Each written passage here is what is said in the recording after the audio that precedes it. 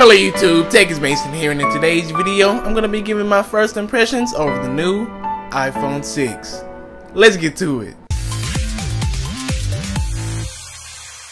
Okay, first I want to talk about how it was such a hassle for me to get the iPhone. I just want to mention this because I was at school and the delivery guy was supposed to bring it here, but I missed the delivery guy, so I had to go to the UPS store at 8 o'clock at night, and I was thinking I'm going to go walk in and get my phone and leave.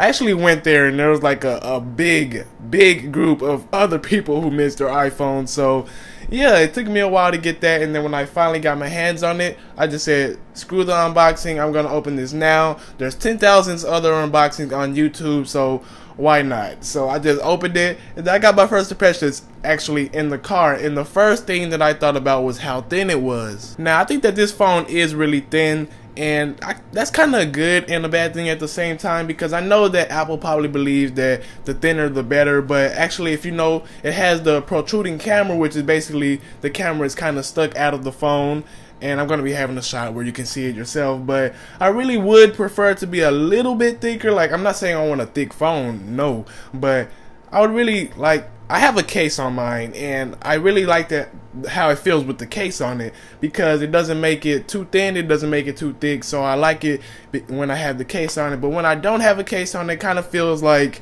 I'm gonna drop it all the time, and actually I already have.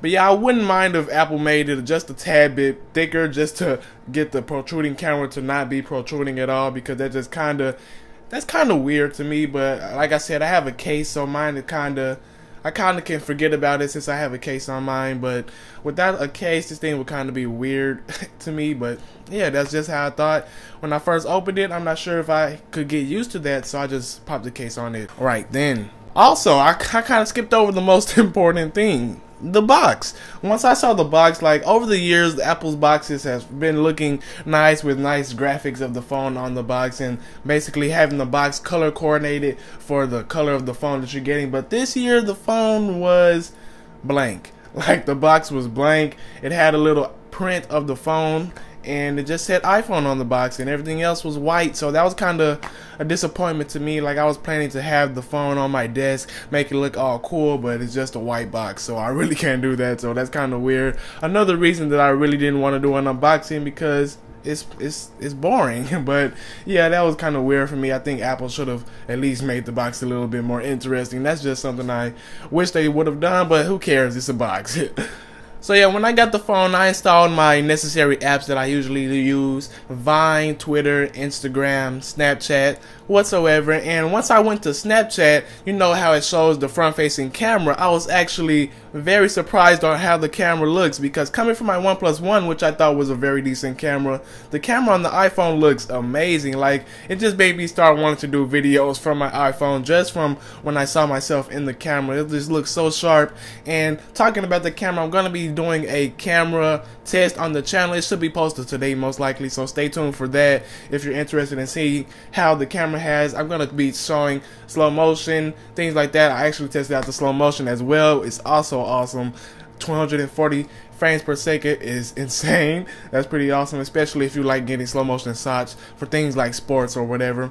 But yeah, the front facing camera looks amazing, and that was just something I wanted to talk about, because I really wasn't expecting it to be as good as it was, and it's pretty good. So at first, I really wanted the iPhone 6 Plus because it's coming from a 5.7-inch phone. I thought I'd never be able to adjust to a 4.7-inch iPhone, but after a few hours of use, I think I'm actually adjusting already to it. So I think over a week or so, I'm going to be having it down packed, and I'm going to be testing as fast as I can, and basically using it as if I was using a 5.7-inch phone again. So I'm not sure if I really need the Plus, but like I said, after a week, if I'm not used to it yet, then I might sell this phone and get the Plus. But who knows, in a week's time I'll let you guys know, but most likely I'm gonna keep it because I just really love this phone so far.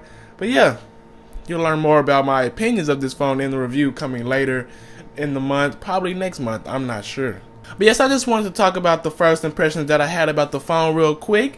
The case that I'm using is actually a Spigen case, the Tough Armor version. I'll leave a link down below for you guys if you want to check that out. I'm really liking the case so far, and I really like the design, and I saw a few drop tests with this case and it actually survived. So this case is like the perfect case for me. It looks good. It has an interchangeable back cover so I can change colors whenever I want. So yeah, this is a pretty nice case. I'll leave a link down below, and it's pretty cheap. I got it for about $15. So instead of getting an outer box, which is $50, I opted out for this. I saw some bad reviews, saw some good ones, but I got it anyway, and it's a pretty good case. But like I said, I just wanted to talk about my first impressions of the iPhone 6. I have more videos coming of the iPhone 6, so make sure you stay tuned for that.